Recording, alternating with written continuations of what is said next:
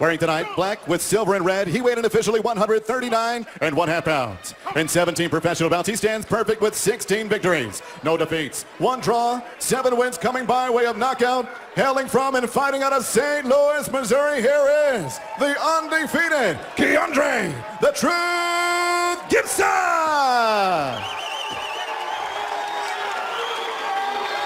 And next his opponent across the ring, fighting out of the red corner. Wearing red with black and gold, he weighed in officially 139 1/2 pounds. He too stands perfect in 25 bouts, 25 victories, no defeats, 16 wins coming by way of knockout. Here is the fighting pride of San Diego, California, the undefeated, relentless Antonio Orozco.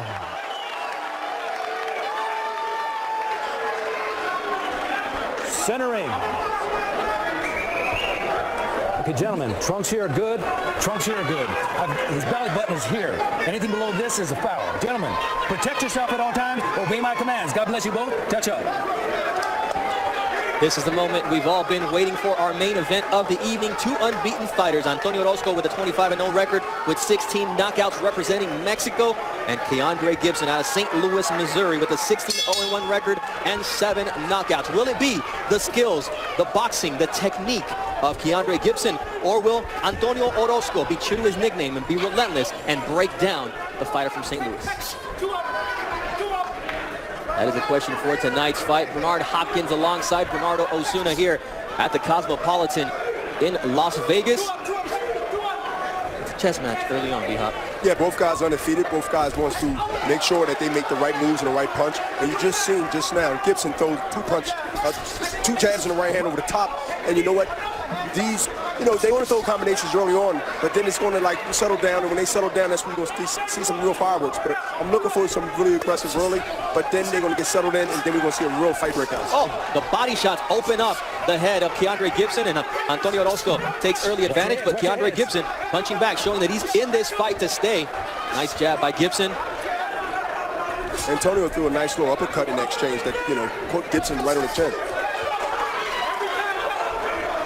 Now the physique of Gibson is impressive for a 140-pound fighter, and Orozco maybe not as much, but it's the strength behind those punches that really counts. The physique of a fighter doesn't measure the strength. It doesn't measure the strength. What measures the strength is you're born a puncher or you're not. I think most of it comes with the leverage and how the punch land and what position you in. Gibson right now is really circling to his left, and he's letting that left hand go, but the right hand is going to be key for Gibson because he's looking to sneak that in right after Orozco. Antonio leaves his left hand out too long. When he leaves his left out too long, Gibson going to try to counter with the right hand. Looking for Orozco to make a mistake as he goes to the body. He saw how effective it was for Orozco early on. He says, if it works for you, it's going to work for me. We know that Orozco's going to look for the body, and that's one way to break down a fighter that looks as good as Gibson does early on. The first 2 rounds, when 2 undefeated fighters normally fight, they're going to get they punches through here and there, but it comes a time where both guys are going to have to be like, I got to take the lead, and that's when you're going to really start seeing more than 1, 2, 3 combinations coming, because both of them know they both are gaining points and also leverage by getting shots off that they want to get off, but they got to take control. They're not taking really control of each other right now. It's sort of standstill. Filling each other out here in round 1 are Orozco and Gibson.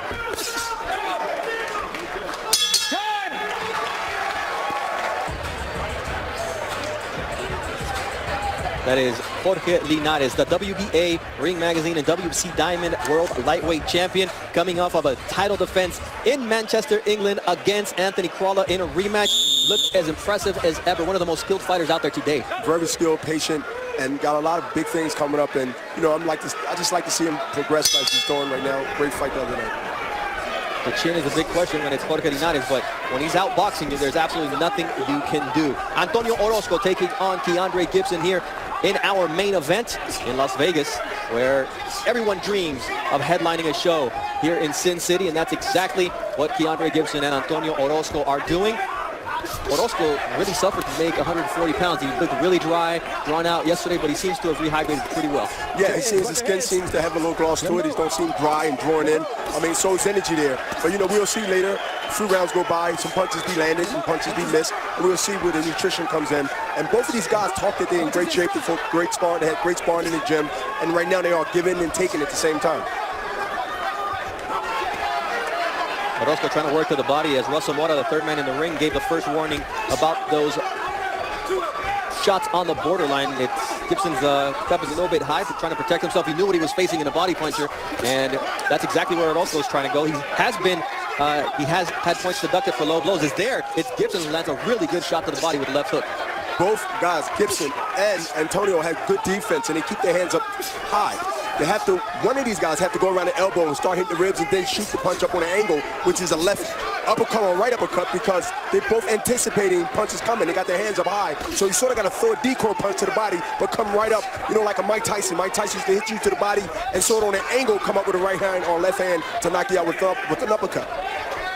Orozco ducking down using his legs as Gibson lands to the top of his head. And after what we saw with Jason Quigley, who broke his hand in round 2 of last week's main event and fought valiantly throughout the fight, and we'll talk about that more. It's not the part of the body you want to hit. Well, you want to go right around the glove of the guy, your opponent. Gibson needs to go around Antonio's gloves so he won't hit the top of the forehead. Go around like a right hook or left hook. Nice like he just threw a left hook now. He has to go around those guards. That was Orozco now who's teeing off here as round 2 comes to its culminating moments, and that's why they call him relentless. And if you are going to be against the ropes, this is where Orozco is going to look to make you pay. He works to the body, he works to the head, he tries to go around your guard, and this is not where you want to be if you're Keandre Gibson as round 2 comes to an end.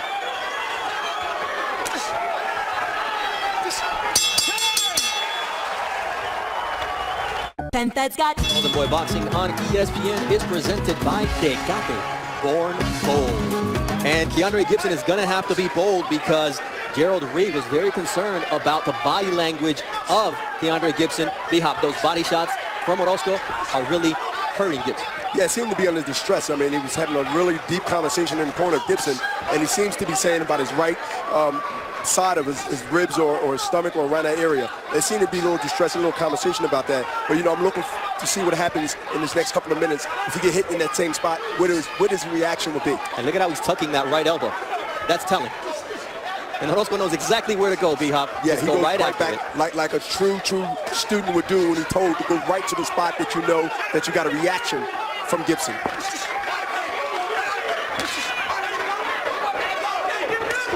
Orozco seems to know that there's a reason that Gibson is tucking that right elbow, because he keeps going to the body. Now that's the second warning from the referee Russell Mora as to low blows, but that's exactly where Antonio Orozco does his damage. He talks about breaking opponents down, and both guys have different heroes. For Keandre Gibson, it was Freddie Norwood, a slick fighter with some pop. For Antonio Orozco, there was no doubt. It was Jose Luis Castillo, Andre Ward, and the Marquez brothers. Different styles completely. Definitely different styles, but how Gibson, and what he should do to keep Antonio off him, is to throw a jab and then plant his feet for a right uppercut or left hook. He cannot continue letting Antonio run in. Low blow. Now there's a low blow, no doubt about that one, and Antonio Orozco will now have some time, up to 5 minutes, to walk it off, and here comes the warning. The warning had been earlier for Gibson, but B-Hop, no doubt about that one. Oh, definitely a low blow. And I don't think it was intentional. They both exchange of punches. But let me tell you, I think that Gibson need now to keep Antonio off him is to continue to throw punches from a slight distance and plant his feet for a right uppercut or left hook and continue to turn Antonio. Turn, but not go straight back. And this is where Keandre Gibson looking to capitalize after the low blow. Before your opponent gets 100% recovered, you got to take advantage of that situation. He lands a nice right to the body as well. And how you take advantage of that is Gibson has to punch when Antonio punch. When Antonio punch, he should punch with the opposite hand and catch Antonio maybe open, maybe with a body shot, at least to make him think and be conscious of walking straight to Gibson without having any repercussions. Round 3 coming to an end here at the Cosmo. This is our main event. Antonio Orozco taking on Keandre Gibson. How about we hang out here and listen in to the Hennessy corner cam. Hennessy, never stop, never settle corner cam. He ain't nothing, you see it? He ain't nothing. Come on, do your thing. Do your thing. Do your thing.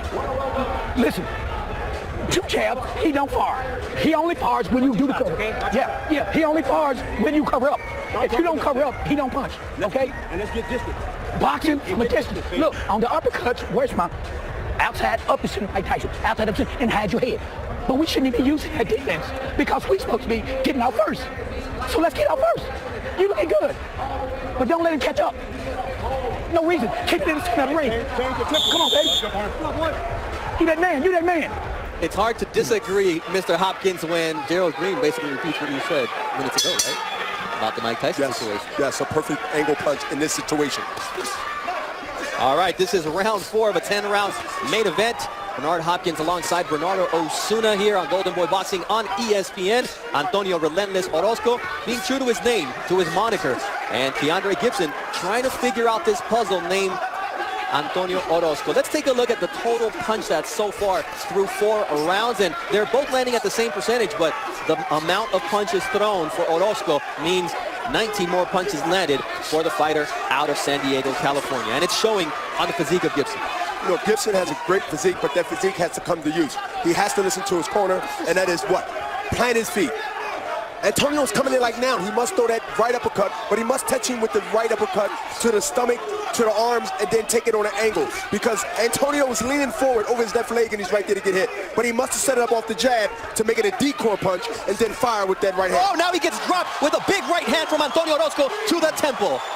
From a distance, it was a good leverage shot that Gibson never seen. Come here. You okay? You want to fight? Fight is over. The fight is over. A TKO knockout win for Antonio Orozco. When Russell Mora asked Keandre Gibson, do you want to continue? And there was no answer, B-Hop. That's all you needed to know. I think he gave a nod, and it said no. Big win for Antonio Orozco. Tonight was about either redemption or recognition. And what we got was redemption. You know about redemption. How sweet is it for Antonio Orozco to get into the world title hunt once again? Sweeter than honey. Sweeter than honey. All right, let's take a look at how this came to an end. He shipped the jab, and it was a quick right hand. And you know what? Gibson didn't even see it because he was ducking away from the jab that he didn't see. And the punch that you don't see, that's the one that gets you. And the worst part is Gerald Green says if you throw your jab, he doesn't know what to do. The fact that Keandre Gibson was not throwing punches allowed Antonio Orozco to set him up, to measure him, and to land that beautiful right to the temple that in the end gives him the knockout victory. And Keandre Gibson still is a little bit on his feet. Look, when you come through the front door, and then the back door is open, the back door was the right hand, and he seen the jab. The jab was the front door, and the right hand was the back door, and Gibson never seen the punch that put him down. At the fighter meetings, we asked Keandre Gibson, do you feel like you have less of a window to make mistakes? He said he didn't feel that way because of his boxing skill, but because Antonio Orozco has that eraser, that power in the right hand, it proved to be right tonight. Absolutely, he's dangerous all the time. As long as he got that right hand loaded like he had, he's dangerous to anybody stepping in the ring with him. We said somebody's O had to go. Joe Martinez with the particulars in the ring. Ladies and gentlemen, the end comes officially. 1 minute, 31 seconds, round number 4. We have your winner by TKO victory. He is now the new and still the undefeated WBC, USNBC Super Lightweight Champion, Relentless Antonio Orozco. There you have your winner tonight, who improves to 26-0.